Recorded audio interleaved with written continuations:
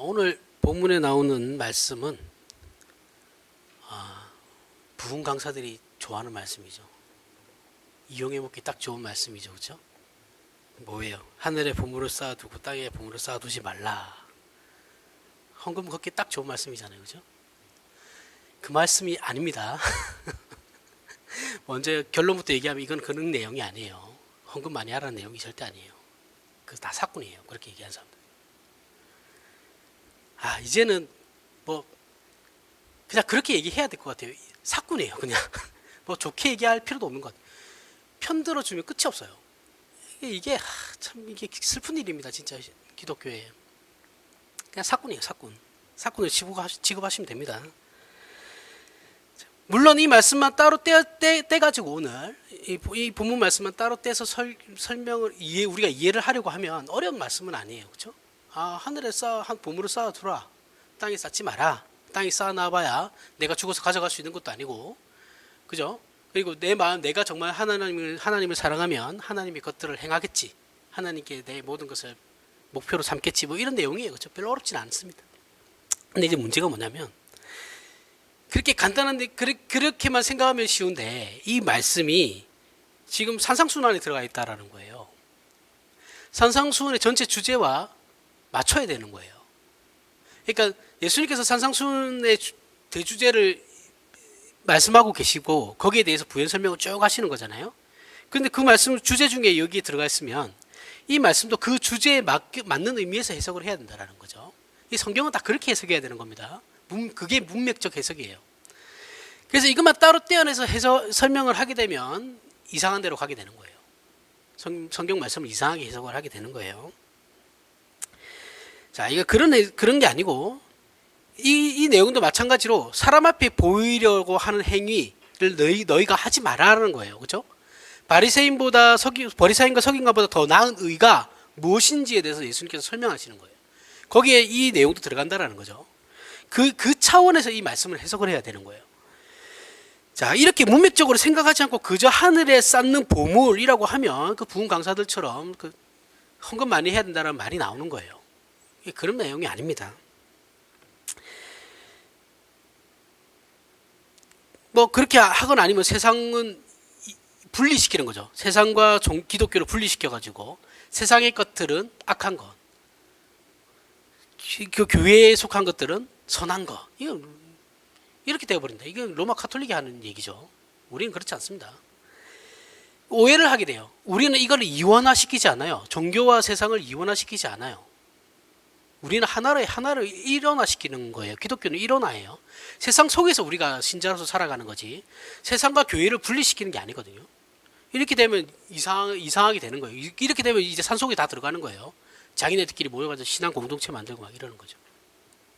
기독교는 그런 게 아니다라는 거예요. 그런 거 아니다라는 걸 말씀하는 겁니다. 자, 여기서 하늘에 보물을 쌓고 땅에 보물을 쌓지 말라는 말씀이 등장하는 이유를 한번 봐야 됩니다. 왜 예수님께서 이렇게 말씀하셨을까?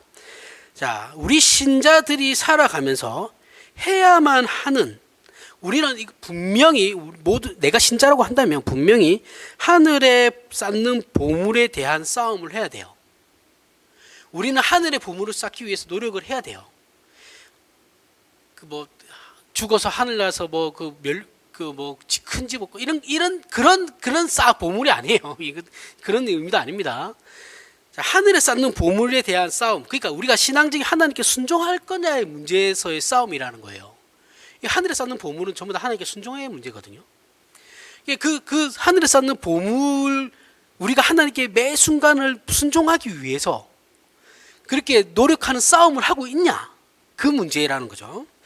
그 싸움, 반드시 그러한 싸움들은 하나님의 뜻에 순종하는, 하나님이 내 인생에서 가장 기쁨이 되는 목적이 되는, 최고의 목적이 되는 그러한 그 싸움을 우리는 우리끼리 하는 게 아니고 세상 속에서 반드시 세상 속에서 해야 된다는 거예요. 기독교 신앙의 가치는 여기가 있거든요. 세속이 싫어서 떠나버리는 게 안 돼요. 기독교는 그렇게 하면 안 돼요. 그러면 그런 기독교가 아니에요. 기독교는 세상 속에서 죽이 되든 밥이 되든 간에 세상 속에서 해결을 해야 된다는 거예요. 이해가 가시죠? 이게 다른 종교하고 완전 다른 겁니다. 세상 속에서 우리가 하나님의 뜻에 순종하는 삶을 어떻게 살아갈 것인가에 대한 문제라는 거예요. 그리고 그 세상 속에서 어떤 문제가 그럼 일어납니까? 우리가 그렇게 살아가기 위해서 시험이라는 것이 반드시 있다라는 거죠. 그죠? 그걸 암시하고 있는 내용이에요.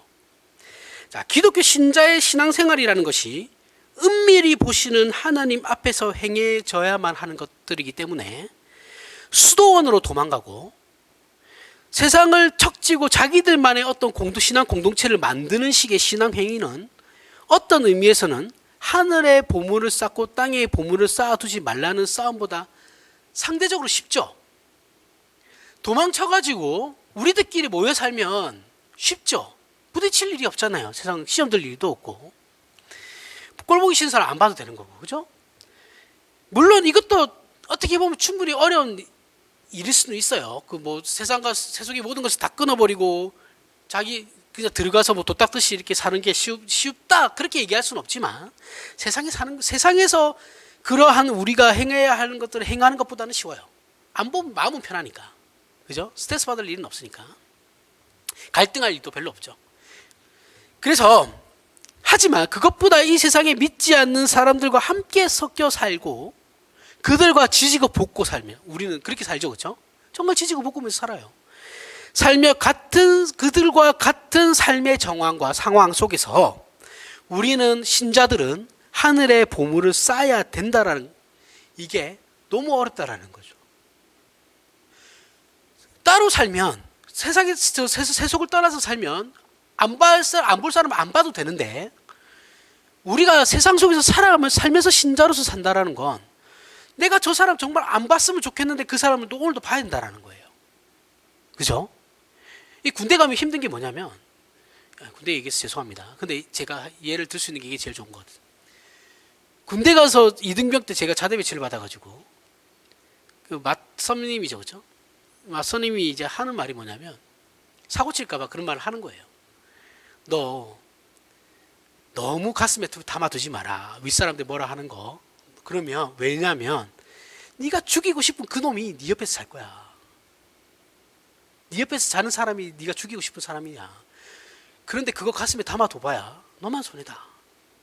이런 말을 하거든요. 안 볼 수가 없잖아요. 정말 맨날 갈고요. 아무것도 아닌 거 가지고 맨날 갈구는데 그 사람이 정상이 되겠습니까? 욱하면 끝나는 거예요. 그걸 방지하려고 이제 그런 얘기를 하는 것들인데 안 보면 그만이죠. 근데 안 볼 수가 없잖아요, 그죠? 이 세상도 똑같다라는 거예요. 직장 다니는 사람들은 다 아실 겁니다. 훨씬 힘들어요. 그리고 우리가 앞에서 계속 얘기했듯이 우리가 싸우는 이 의에 관한 싸움, 우리 지금 그 그리스도인의 의에 대해서 얘기하고 있는 거잖아요, 그렇죠?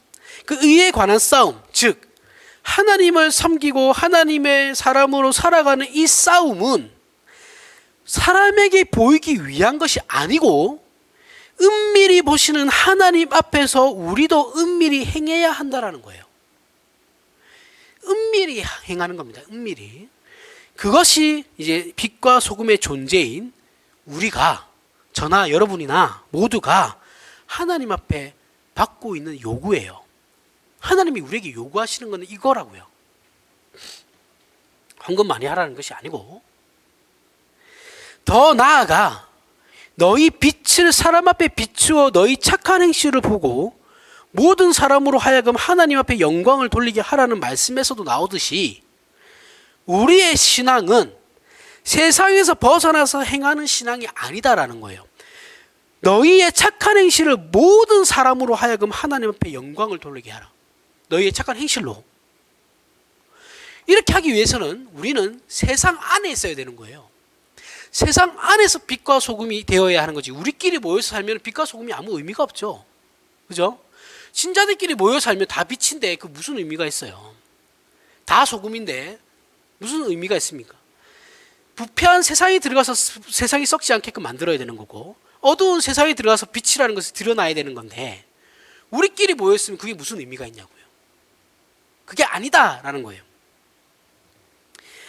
전에도 말했듯이 죄라는 건 우리가 죄에 대해서 한번 깊이 생각을 해야 됩니다. 우리는 우리 자신에 대해서도 깊이 성찰을 해야 되고 고민을 해야 되지만 죄라는 게 과연 뭘까라는 문제에 대해서도 깊이 있게 알고 있어야 돼요. 이해가 있어야 됩니다.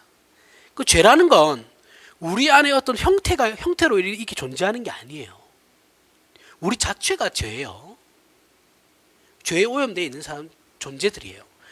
그런데 이 죄라는 게 우리를 어떻게 하냐면 우리의 생각과 행동들을 한쪽으로 몰아간다 그랬죠. 그렇죠?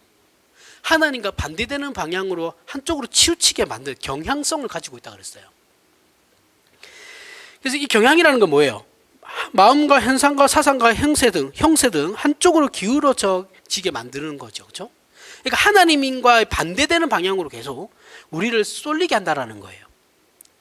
그래서 죄라는 건 어떤 모습, 형태로 등장하기보다는 우리의 마음이 한쪽으로 기울어지는 거, 쏠림 현상, 그걸 이제 말하는 겁니다. 이런 죄의 특성인 경향성이 우리로 하나님을 싫어하게 하고 하나님께서 대접받아야 할 경배와 찬송과 감사의 자리에 자꾸 우리 자신을 세우려고 하는 거예요. 이런 쏠림 현상을 얘기하는 겁니다. 이 죄성이죠. 그렇죠? 사람들 앞에서 대접받고 사람들 위에 군림하고 싶으며 자신을 치장하고 자신이 다른 사람에게 명령을 내리고 싶은 이런 것들이 전부 죄성이 가진 경향성 때문이에요. 그래서 이 죄의 경향성 때문에 우리가 옳고 선하다고 여기는, 그죠? 우리가 옳고 선하다고 여기는 기도와 금식과 구제 등과 같은 우리가 옳은 명분이라고 생각하는 그 종교 행위를 할 때도 이 죄의 원리가 우리 안에서 발생한다라는 거예요. 제가 얘기했죠. 우리는 아무리 하나님께서 우리에게 좋은 것 주셨다고 해도 그 좋은 것으로 우리는 죄를 지어요. 이게 사람이에요. 우리는 예배 시간에도 죄를 지을 수 있고요. 기도하면서도 죄를 지을 수 있어요. 내 이웃을 도와준다고 하면서도 죄를 지을 수 있어요.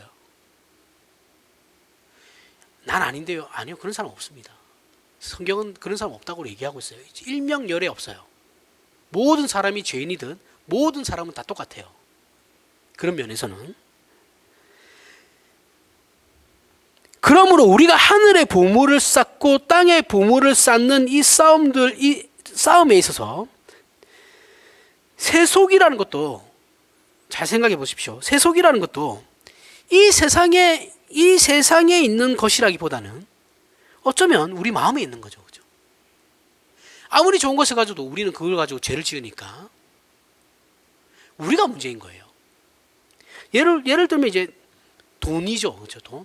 돈은 돈 자체가 악은 아니에요. 선도 아니지만 악도 아닙니다. 가치가 중립이에요. 중립적인 가치를 가져요. 그게 가치 중립적이라 그래요. 어떻게 쓰느냐에 따라 선할 수도 있고 악할 수도 있는 거죠. 그죠? 근데 이게 문제가 뭐예요?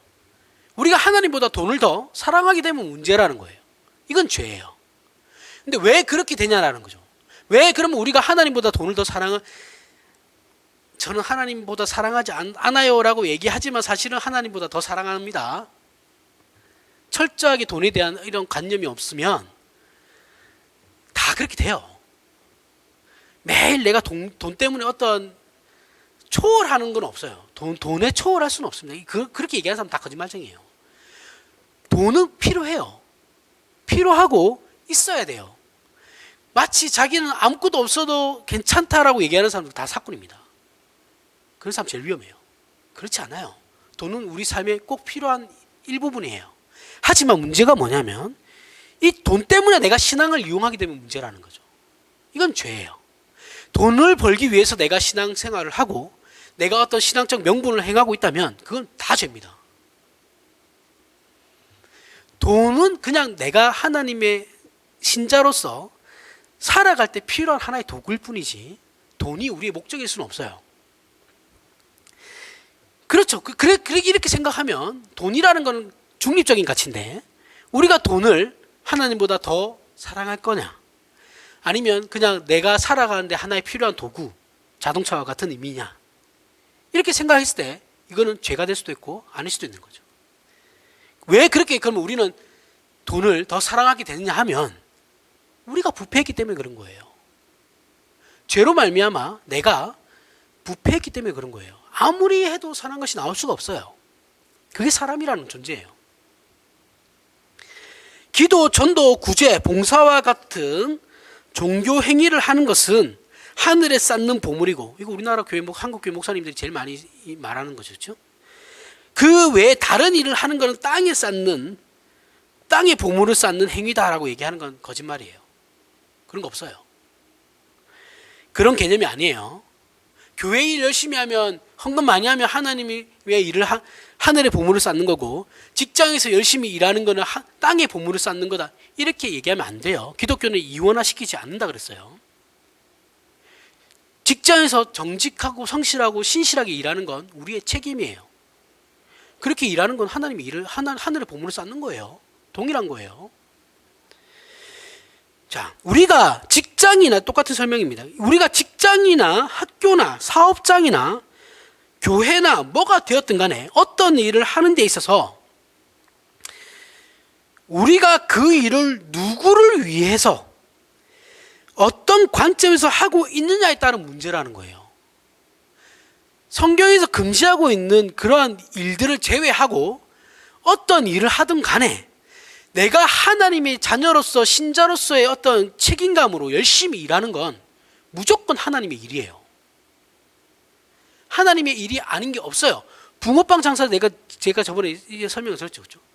붕어빵을 장사를 하면 붕어빵을 몇 개 파는 그게 중요한 게 아니고 내가 붕어빵을 팔면서 얼마나 성실하게 정직하게 맛있게 만들려고 노력하느냐의 문제라는 거예요. 왜요? 나는 하나님의 자녀니까. 내가 하나님의 자녀로서 가진 이 복을 붕어빵을 만드는 것으로 저들에게 나누고 싶은 거죠. 그렇잖아요. 그러면 하늘에 쌓는 복이라고, 하늘에 쌓는 보물이에요. 이해가 가시죠? 따라서 하늘에 쌓는 보물이라는 것은 하나님을 주인으로서 섬기는 행위, 하나님의 자녀로서 우리의 전 삶을 살아가는 자세, 모든 것이 다 하늘에 쌓는 보물이에요. 여기에서 하나님이 빠지면 뭐겠어요? 땅에 쌓는 보물이에요. 반대로, 그죠? 그러면 땅에 쌓는 보물, 하나님이 빠지고 땅에 쌓는 보물이라는 결국 내가 대접받고 싶은 거죠. 내가 사람들 위에 서고 싶은 거고, 내가 하나님의 자리에 내가 있고 싶은 거죠. 이건 다 땅에 쌓는 보물입니다. 그러니까 여러분들이 어떤 일을 할 때 목적의식이 정확하게 없으면 다 땅에 쌓는 보물이에요. 예를 들어서 제가 이 교회 마당을 쓸었어요. 그냥 들어오니까 쓰는 것도 있겠지만 이거 쓸어서 교인들이 왔을 때 보고 이쁘잖아요. 그렇죠? 깔끔하고 좋잖아요. 보기 좋잖아요. 그러면 나는 하나님을 위해서 내가 신자니까 내 한 몸 희생해서 쓸어서 교인 다른 사람들이 와서 깔끔하고 기분 좋다. 이러면 뭐겠어요? 하늘에 쌓는 보물이에요. 그런 거라고요. 그런 차원에서 우리 신자가 세상을 등지고 세상 밖으로 도망가 숨어버리게 되면 그건 신앙도 아니고 하늘에 쌓는 보물일 수도 없다라는 겁니다. 고린도후서 볼까요?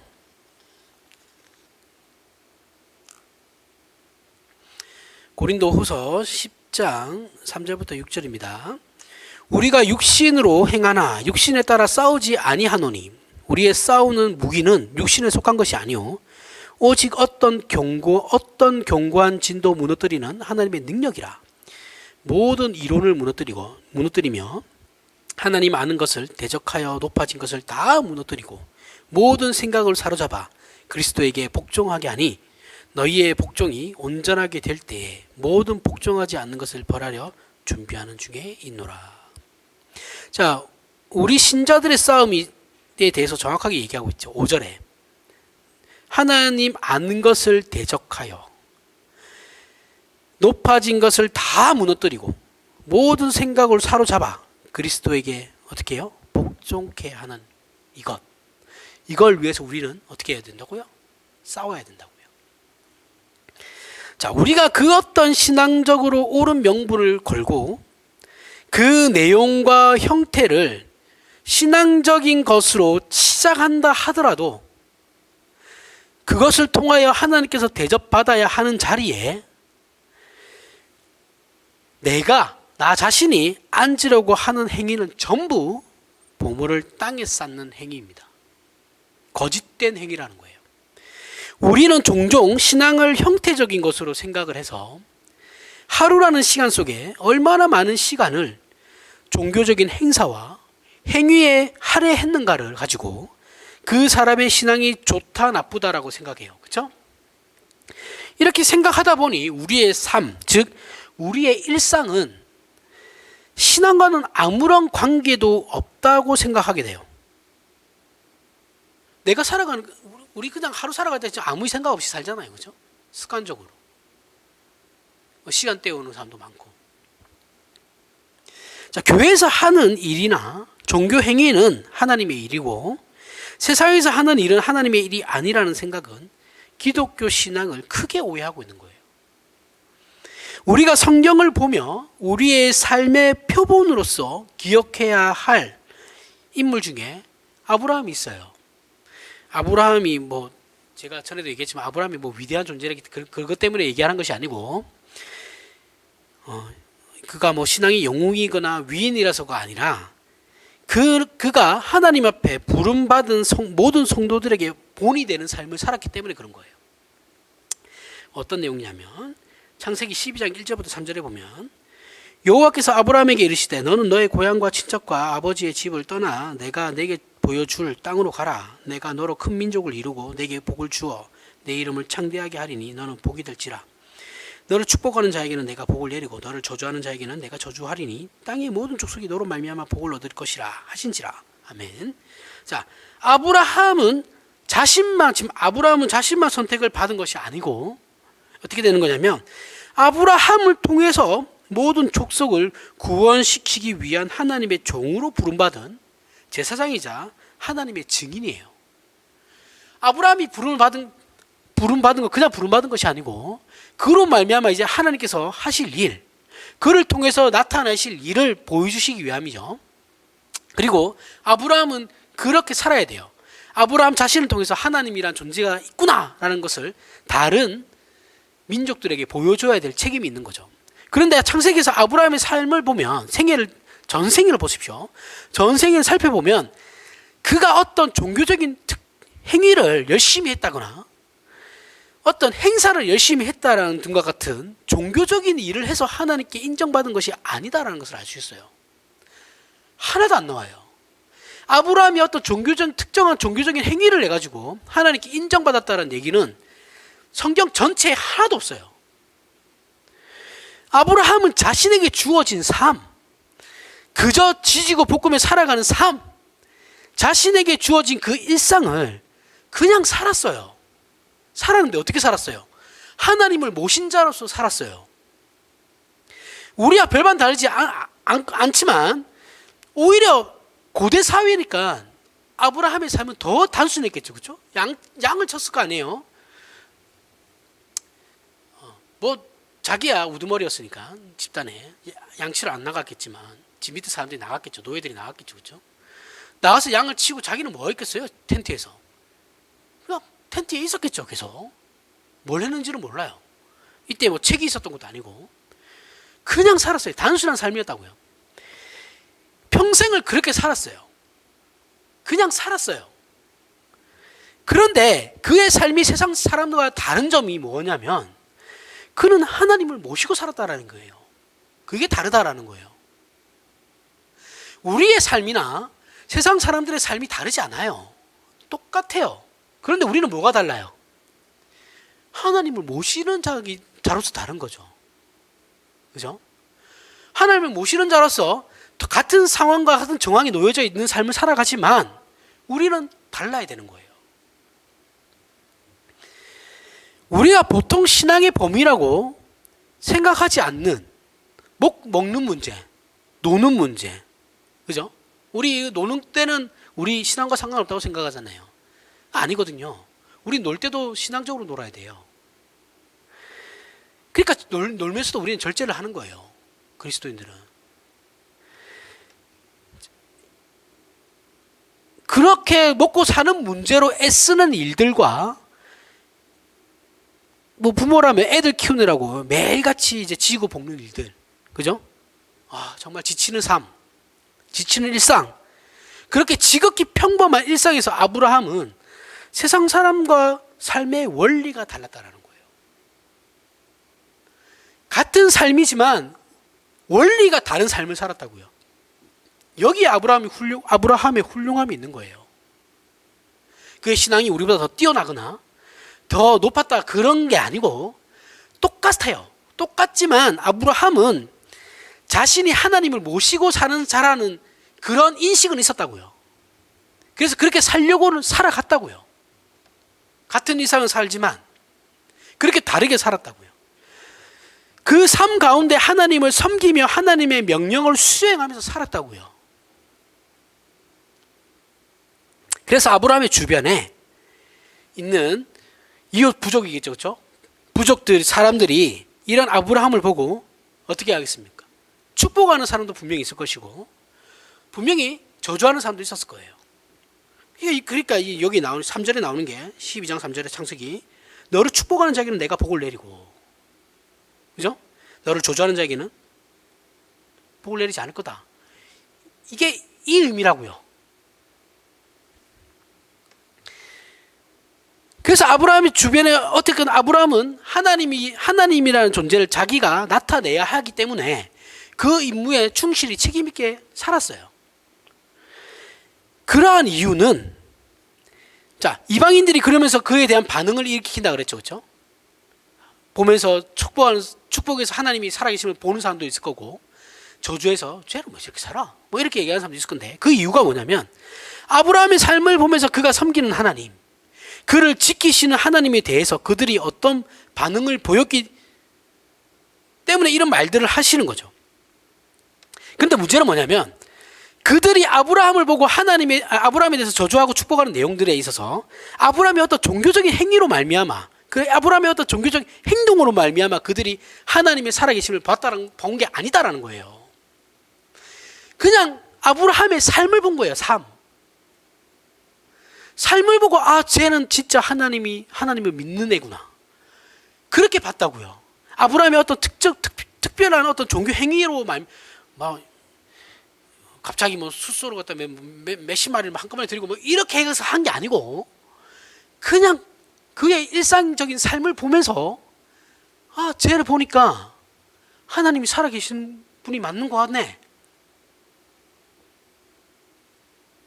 그거라고요. 어떤 종교적인 행위로 자신을 증명받으려고 했던 적이 없어요. 그게 아브라함의 훌륭함이에요. 제가 아브라함을 막 비판은 했지만 이건 아브라함의 훌륭함이죠. 기독교 신앙은 종교적 행위나 행사나 대회, 운동과 같은 것으로 신앙의 진수가 드러나는 것이 아니에요. 기독교는 그런 거로 드러나는 게 아니에요. 체육관 하나 통째로 빌려가지고 예배 드린다고 그런 게 세상 사람들이 알아주지 않아요. 뭔 돈을 갖다 저런 데다 쓰나 이런 생각이 나겠지. 기독교 신앙은요, 우리 신자들의 존재 자체예요. 존재 자체, 신자들의 일상의 삶 속에서 삶을 영위하는 방법, 삶을 어떻게 살아갈 것인가에 대한 방법, 원칙, 목표, 가치, 소원, 그런 것들을 통해서 드러나는 거라고요.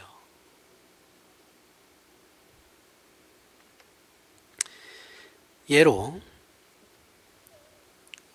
보통 주일이 되면 교회 주변은 주차 대란이 일어나죠. 우리 교회야 안 그런데 저 도시 쪽에 있는 교회들 가면, 그죠? 주차 대란이 일어납니다. 대형 교회는 특히 심해요. 그 여의도 같은 경우는 도로 하나를 통째로 그냥 막아요. 한 라인 자체를. 주차장 없어요. 나라에서 허락을 받고 하는 건지는 모르겠는데 그런 식으로 해요. 하나 무인인 거죠. 그래서 뭐예요? 그 동네에 아무 때나 주차를 해서 예배 시간에 전화 오면 어떻게 합니까? 예배 시간이기 때문에 난 전화를 받지 않는다 하고 안 받죠. 그러면 그 동네 주민은 어떻겠어요? 도라이죠, 그렇죠? 동네 주민 입장에서는 도라이인 거예요. 불편을 주죠. 그러면 어떻게 됩니까? 민원이 들어와요.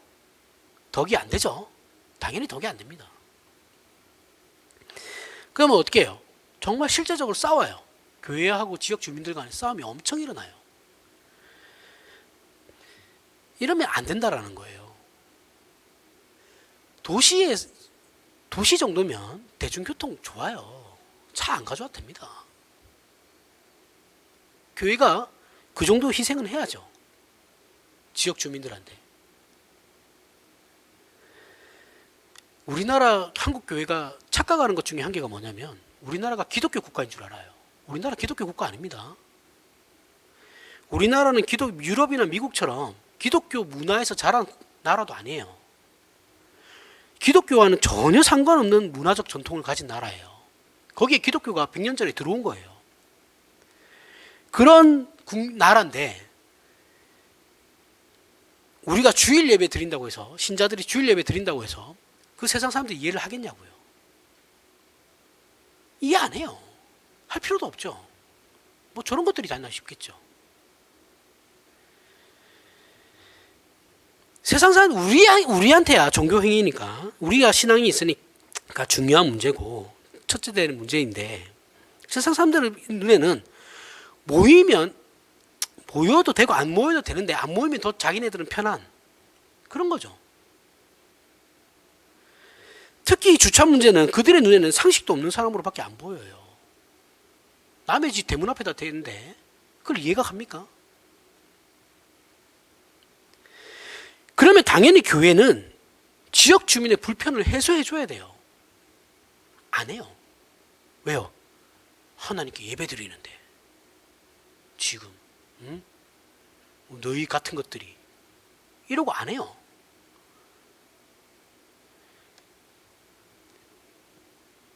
교회 방음도 마찬가지죠. 그죠? 주택가 안에 있는 교회들은 방음 때문에 막 문제가 많거든요. 그러면 찬송을 작게 불러야죠. 작게 부르든지 돈 있으면 방음 공사를 하시든지 아니면 찬송을 줄이든지 해결을 해줘야죠. 내가 지금 하나님 앞에 찬양하고 있는데 어쩌라고요? 근데 막말로 이거를 자꾸 분리시키는 거예요. 하나도 덕이 안 됩니다. 오늘 지금 본문 말씀이 말씀하는 것도 아니에요. 근데 우리는 다 이렇게 해요. 그런 의미에서 주일 예배가 아니죠. 자, 가진 자, 강한 자, 제가 저번에 한번 말씀드렸는데 배운 자의 덕은 아량입니다. 아량. 우리는 신자들이에요. 신자들은 가진 자들이거든요. 저들에게는 없는 것을 가진 자들이에요. 생명을 가졌고 진리를 가졌고 아버지를 가진 자들이에요. 가진 자들이 아량을 베풀어야죠. 왜 같이 멱살 잡고 싸웁니까? 싸우기는. 가진 자가 못 가진 자를 괴롭히는 건 못난 거죠. 하나님께서는 우리가 하나님의 자녀가 되었다고 우리의 일상의 삶을 다 제껴두고 맨날 교회만 와가지고 구름 위에 둥둥 떠다니는 그런 신앙을 하는 걸 원하지 않아요. 그거는 신앙도 아니에요. 신앙을 가졌으면 세상으로 가야죠. 근데 한국 교회에서는 이게 신앙이 좋다라고 얘기를 해요. 맨날 교회 집안은 살림은 다 제껴두고 맨날 교회 모여가지고 그게 믿음이 좋은 건 줄 알아요. 절대 아닙니다. 절대 아니에요. 여러분 우리가 신앙이 그렇게 믿음이 좋다고 하면 세상으로 가세요. 세상에서 여러분들의 신앙을 드러내세요. 교회 와가지고 우리들끼리만 쿵짝쿵짝 하지 말고 집에 들어갈 생각을 안 해요.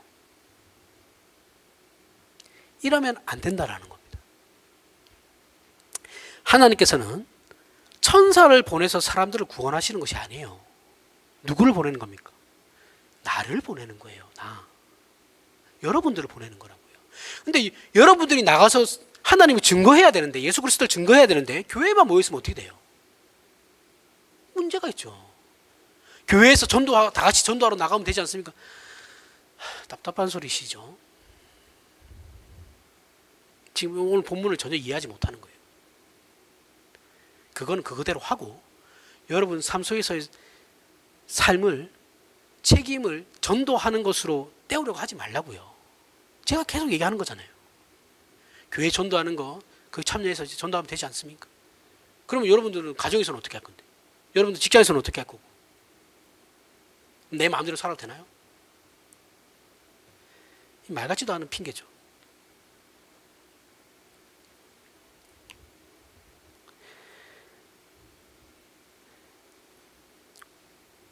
하나님께서는 이렇게 죄 많고, 우리가 죄가 많고 시험 많은 세상 속에, 유혹도 많은 세상 속에 우리를 어떻게 해요? 나를 보내서 우리에게 하나님의 자녀로서 하나님의 자녀답게 살라고 계속 요구하시는 거예요. 계속. 우린 이걸 안 해요. 힘드니까. 그래서 우리의 인성과 성품과 가치관과 생각과 우리의 전 삶을, 전 생애를 어떻게 하나님께 복종할 것인가의 문제를 가지고 이 싸움을 하라고 우리에게 요구하는 거예요. 이게 신앙이라고요. 교회에서 말씀을 들었고 말씀을 배웠으면 나가야죠. 그런데 우리는 이걸 안 해요. 놓쳐요. 신자임에도 불구하고 이걸 하지 않아요. 그거 하라고 불러놨더니 그걸 안 해요.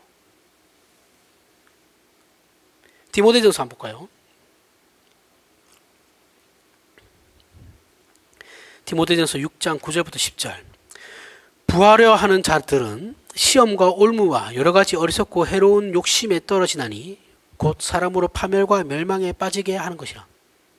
돈을 사랑함이 일만하게 뿌리가 되나니 이것을 탐내는 자들은 미혹을 받아 믿음에서 떠나 많은 근심으로서 자기를 찔렀도다. 아멘. 자, 여기서 부하려 하는 자들에 대한 바울의 비판은 부라는 것 자체를 비판하는 게 아니에요. 돈이라는 것 자체를 비판하는 게 아니에요. 자, 기독교는 물질 자체를 부정하지 않아요. 그리고 이걸 가진 자들에 대해서 비판하지도 않습니다. 어떻게 가졌냐가 중요한 문제긴 한데, 뭐 유산으로 물려받은 문제에 대해서는 우리가 그들을 비판할 필요는 없어요. 잘 사는 사람에 대해서 우리가 너무 그렇게 막 가시도치게 막 그렇게 바라볼 필요는 없습니다. 물론 그가 어떻게 부를 불렸느냐에 대한 문제는 다른 거죠. 자, 그렇다고 해서 가난한 사람은 선하냐? 그것도 아니에요. 가난한 사람도 지금 못난 사람 더 많습니다. 청렴하냐? 아니에요. 이런 걸 이제 뭐라고 하냐면 약자가 무조건 선하다라고 얘기하는 그 주의를 이제 그런 말들을 언더도그마라 그러거든요. 언더도그마는 약자는 무조건 선하다라는 건데, 이거 공산주의자들이 얘기 많이 하는 거죠. 노동자들은 무조건 선하다 이렇게 얘기하잖아요, 그죠? 이거는 안 돼요. 이런 사상은 위험한 사상입니다. 기독교는 그걸 지지하지 않아요. 우리 신자들은 빈부를 떠나서 성실하게 사는 것이 책임이에요. 잘 살든 못 살든 간에 잘 사는 사람이나 못 사는 사람이나 다 하나님 앞에서 우리는 성실하게 살아야 돼요. 성실하게 살아야 하는데 그것이 우리의 책임인데, 그렇게 성실하게 살다가 부가 주어질 수도 있고 가난할 수도 있는 거예요. 이건 하나님이 정하는 겁니다. 우리가 어떻게 할 수 없어요. 물론 일반 은총에 의해서 내 노력한 만큼의 그 부를 얻는 거는, 결과를 얻는 건 맞지만, 그렇다고 해서 우리가 갑자기 부가 확 느는 건 아니잖아요, 그렇죠? 월급쟁이가 부자가 될 수는 없어요. 죽었다 깨어나도. 그건 하나님이 정하시는 겁니다.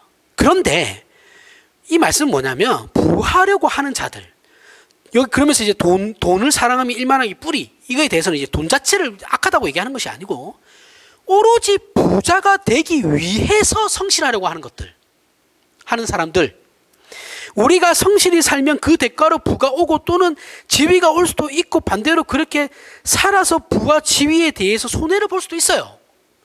우리는 성실하게 살다가도 우리가 손해볼 수도 있는 거예요.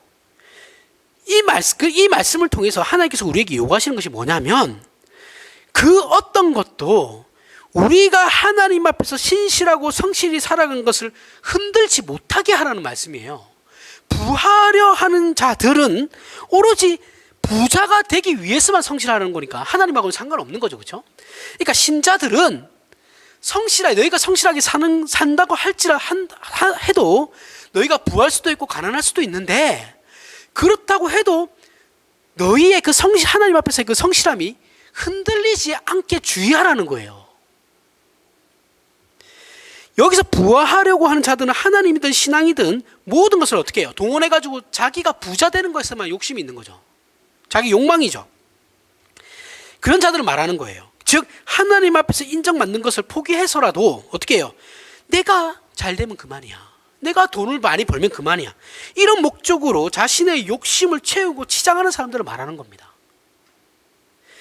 이런 사람들은 하나님과 신앙마저도 자신의 욕심을 위해서 이용하죠. 그죠? 기독교 안에 기복주의 신앙은 다 여기에 속해요. 그 사람들이 하나님을 위한다라는 말은 다 거짓말이에요. 원리가 그렇지 않아요. 근데 자기는 그렇다고 해요. 이게 말이 되냐고요. 자기가 기복주의 신앙을 촉구하는 이유가 내가 잘 되려고 그러는 거잖아요. 근데 마치 이런 거예요. 내가 잘 되면, 내가 부자가 되면 하나님께 영광이 된다. 그런 논리는 도대체 어디에서 나오는 논리예요? 성경에 그런 말 없어요. 그런 내용도 없습니다.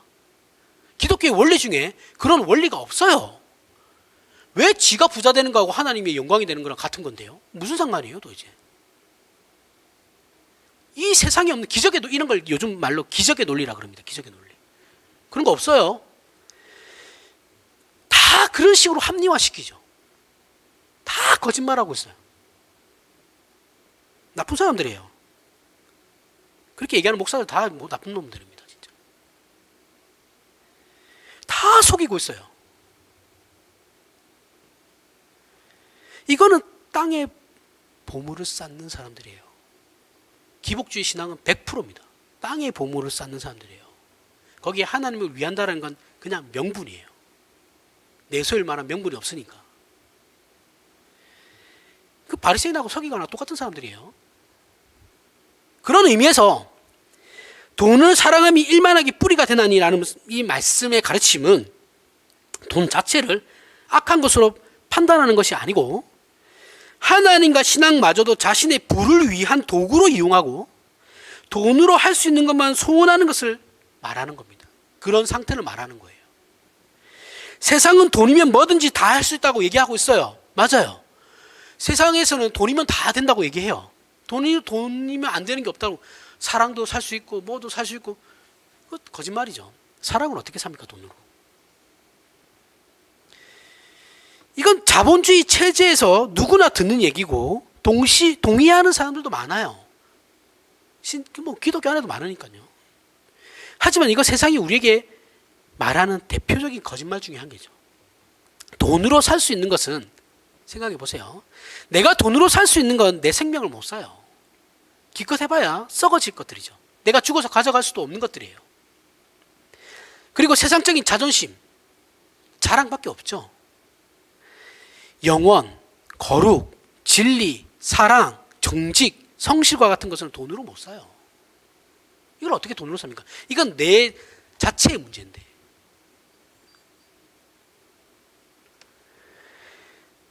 제 후배 중에도 뭐 그런 얘기 하는 애들이 있어요. 돈이면 다 된다. 설교하기 싫으니까 얘기 안 합니다. 그래, 니는 그렇게 살아라. 이것이 우리 신자들에게 얼마나 심각한 문제가 되고 있느냐 하면 우리 신자들도 여기서 벗어나지 않거든요. 우리가 살아가면서 무엇으로 가장 자존심 상해하는지를 생각해 보면 알 수 있어요. 신자라고 해도 세상적인 것으로는 자존심이 상해도 거룩한 것으로는 자존심이 상하지 않아요. 그죠? 내가 주일 예배를 꼭 가야 되는 걸 알아요. 하지만 내가 나의 게으름으로 말미암아서 주일 예배를 빠지게 됐단 말이죠. 이 문제 가지고 내가 자존심 상해하지 않아요. 우리 한국 교회는 그래요, 진짜. 내가 이것밖에 안 되는 인간이구나. 그런 생각 안 해요. 그냥 하나님한테 혼날까봐 죄송합니다 하고 끝나는 거지. 근데 돈 문제는 뭐예요? 얼마 되지도 않는 거 가지고 싸우잖아요.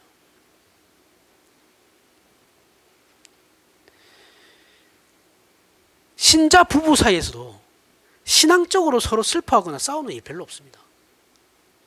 그죠? 생각해 보십시오.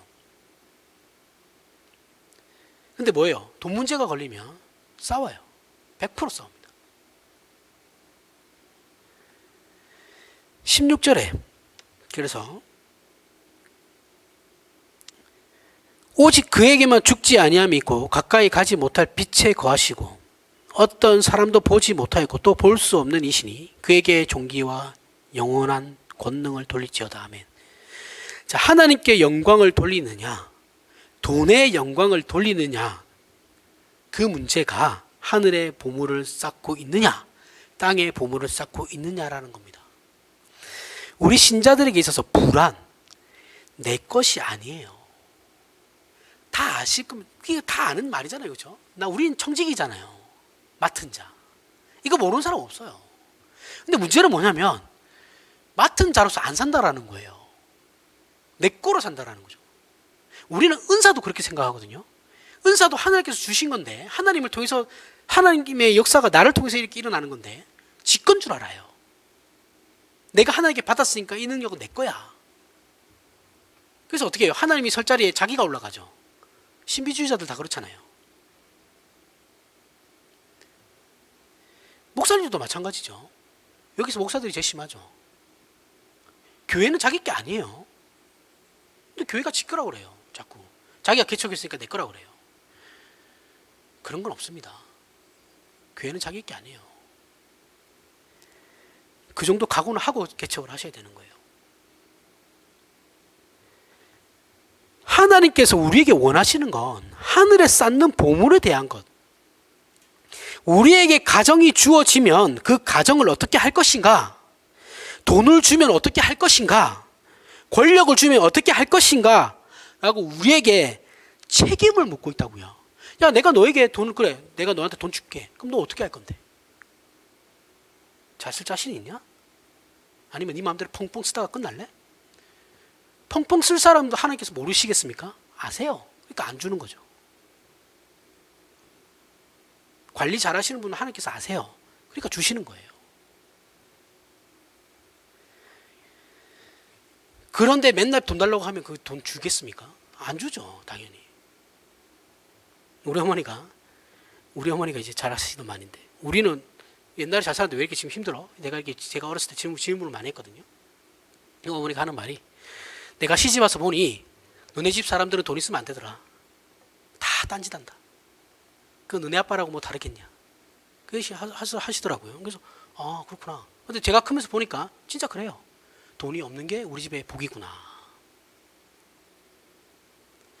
조금 있는 돈 가지고도 지지고 싸우는데 그거 돈 많이 주시면 그 집안이 뭐 온전하겠습니까? 박살나도 벌써 박살났겠지. 어떻게 보면 저희 어머니가 지혜로우신 거죠. 그래서 저희 어머니 그때부터 이 돈에 대해서는 해탈을 했대요. 집안에 돈 없는 거 가지고 불평불만할 필요가 없구나. 있으면 나도 힘들다.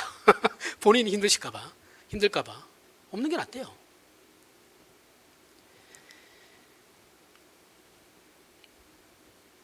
책임을 묻고 있다고요. 책임. 너희가 어떤 선택을 할 건데, 내가 너희를 불렀는데, 내가 너를 불렀는데, 너 그럼 앞으로 내가 너한테 가정도 주고 직장도 주고 뭐도 주고 할 건데 너 어떻게 할 건데, 그거 가지고 그 모습을 보여봐, 이거잖아요. 그 모든 것을 하나님을 위하여 하나님의 사람으로 내가 맡은 자로서 내 그 말 그대로 종으로서 사용하며 일을 하는지, 아니면 이런 모든 것을 동원해서 내가 신이 되려고 하는지 하나님께서 묻고 계시는 거예요. 돈을 가졌고 권력을 가졌다라는 것이 다른 사람을 밟고 누르며 자신의 승리를 증명하는 것으로 나타내는 것은 못난 겁니다. 이건 신앙이 아니에요. 있는 자의 덕목은 뭐라고요? 아량입니다. 아량. 세상 사람들은 선이라는 기준이 없기 때문에 자기들이 하는 짓이 무슨 짓인지 어떤 의미를 지닌 것인지 몰라요. 그러니 그냥 넘어가는 거예요. 그런데 우리 신자들이 세상 사람들이나 하는 그런 분별 없는 생각과 그런 행위들을 열심히 하고 있어요. 우리는 알면서도 해요. 그것도 끊임없이 신앙을 동원해서 해요. 더 나빠요. 이 문제가 심각하다고요. 근데 몰라요. 우리가 하나님 앞에 무릎 꿇고 엎드려서 울면서 하는 기도가 뭐예요? 맨날 내 자존심 세워달라는 거 아닙니까? 그러면서 될 줄로 믿나이다 라고 외치고 있지 않냐고요. 생각 없는 신앙은 이렇게 비참한 거예요. 우리가 신앙을 한다는 것은 어떤 행사를 하는 것이나 영향력을 미치는 게 아니에요. 힘을 가졌다. 우리는 이만한 힘을 가졌어. 너희 우리한테 함부로 하지 마. 이걸 보여주는 게 아니라고요. 우리의 신앙은 하나님께서 우리에게 맡기신 것, 우리의 존재나 인생, 가정이나 주어진 직위나 역할 등 그 무엇이 되었든 간에 그것을 어떻게 하나님을 위하여 사용할 것인가에 대한 문제라고요. 그러면 가정에 충실 안 할 수가 없죠. 직장에 충실 안 할 수가 없죠. 그죠? 놀 때 미친 듯이 정신줄 놓고 놀지 못하겠죠.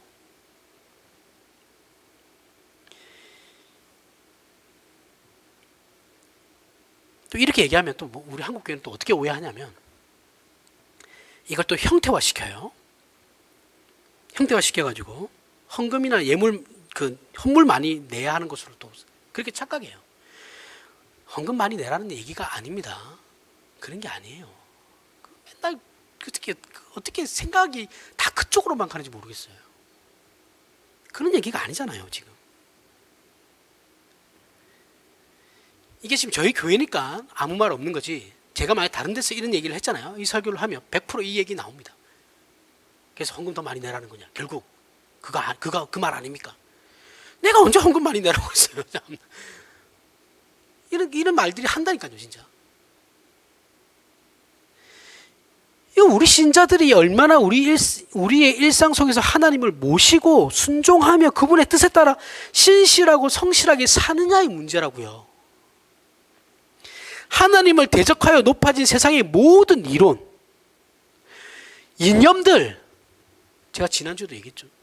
정치적인 어떤 이념들, 경제적인 어떤 이념들, 기독교 신앙에다가 자꾸 대입하지 말라고요. 기독교는 그걸 뛰어넘는 거예요. 어떤 세상의 이론으로 기독교를 전부 안다라는 식으로 얘기하지 말라고요. 착각이라고요. 지네들이 뭘 알면 얼마나 안다고. 하나님을 높이고 찬송하며 하나님의 자녀로 충성하며 사는 싸움, 이것이 하늘에 쌓는 보물이라고요. 헌금이 아닙니다. 우리가 하나님의 사람으로 살기 위하여, 신자로 성공하기 위하여 모든 지위나 어떤 능력을 달라고 할 필요가 없어요. 하나님, 제가 이만한 일을 하고 싶은데 돈이 없어요. 돈 좀 주세요. 그럴 필요가 없어요. 내가 할 수 있는 선에서 하면 되는 거예요. 돈이 필요한 일인데 내가 돈이 없으면 안 하면 돼요. 다른 걸 하세요. 왜 지가 하고 싶은 그 욕망을 자꾸 하나님, 어떤 좋은 종교적인 어떤 명분을 싸가지고 잘 포장해가지고 하나님께 기도를 해요. 하나님이 그건 모릅니까? 바보입니까? 솔직해야죠. 그럴 때는 또 솔직하지 않아요. 그럴 필요가 없어요. 그냥 내 위치에서 내가 할 수 있는 일을 하면 되는 거예요. 성실하게. 신자는 하나님을 섬기며 하나님 뜻대로 정직하고 성실하게 책임있게 그냥 살면 됩니다. 부름받은 위치에서. 여기서 가졌느냐 못 가졌느냐, 배웠느냐 못 배웠느냐는 아무런 문제가 되지 않아요. 내가 신자로 사는데 내가 알고 모르고의 문제점은 없다고요. 이런 것이 조건이 되지도 않고 하나님 앞에 차별도 되지 않습니다. 하나님께서 우리에게 무엇을 맡겼는지를 생각해 보십시오. 하나님 집에 와서 잘 생각해 보세요. 하나님 도대체 나의 삶을 통해서 무엇을 나타내기를 원하십니까? 내가 어떻게 살아야 합니까? 내가 지금 이 정도밖에 안 되는데 그러면 나는 이 위치에서 무엇을 해야 됩니까? 물어보시라고요. 부와 권력과 건강을 주셨다면 그것을 신자답게 하나님 앞에서 사용하시면 되고, 가난과 병약함을 주셨다면 그걸 하나님의 사람으로 감수하면서 내 위치에서 일을 하면 되는 거예요. 큰 일 하라고 하시지 않습니다. 큰 일은 하나님이 하실 거예요.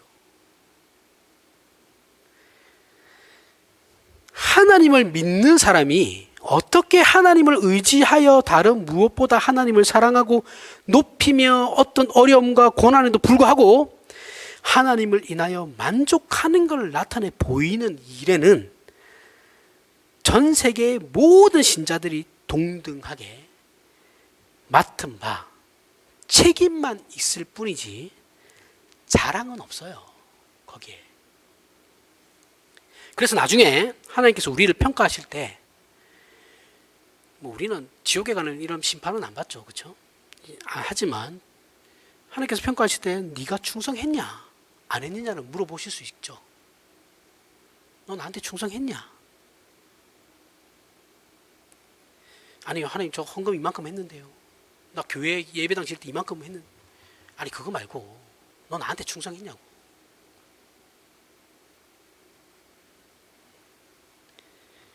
그거 물어보실 거예요, 분명히. 이렇게 하늘에 쌓는 보물에 대한 싸움을 우리의 삶이 지속되지는 동안 제발 지지 말고 핑계하지 않으며 애쓰고 노력하며 수행하는 저와 여러분들이 되기 바랍니다. 기도하겠습니다. 하나님 은혜를 감사합니다. 하나님께서 우리 아버지심으로 우리의 필요를 아시고 좋은 것을 먹이시며 인도하시는 것을 우리가 믿습니다. 우리에게 맡겨진 인생, 우리라는 존재, 우리의 가족과 이웃들, 이 시대와 이 나라, 여기서 우리는 빛이고 소금이어야 합니다. 그래서 우리가 우리에게 맡겨진 모든 인생을 하나님의 사람으로 충성하고 순종하며 살게 하여 주시옵소서. 아브라함이 그의 삶 속에 하나님을 모시고 살았던 것 같이 우리도 하나님의 사람으로 그렇게 살아 우리를 보고 우리를 축복하는 열매들이 맺히게 하여 주시옵소서. 우리가 있음으로 이 시대와 이 나라와 이 민족이 하나님을 발견하며 하나님께 돌아오며 하나님의 복을 받는 기적이 있는 우리의 전생애가 되게 하여 주시옵소서. 예수님 이름으로 기도합니다. 아멘.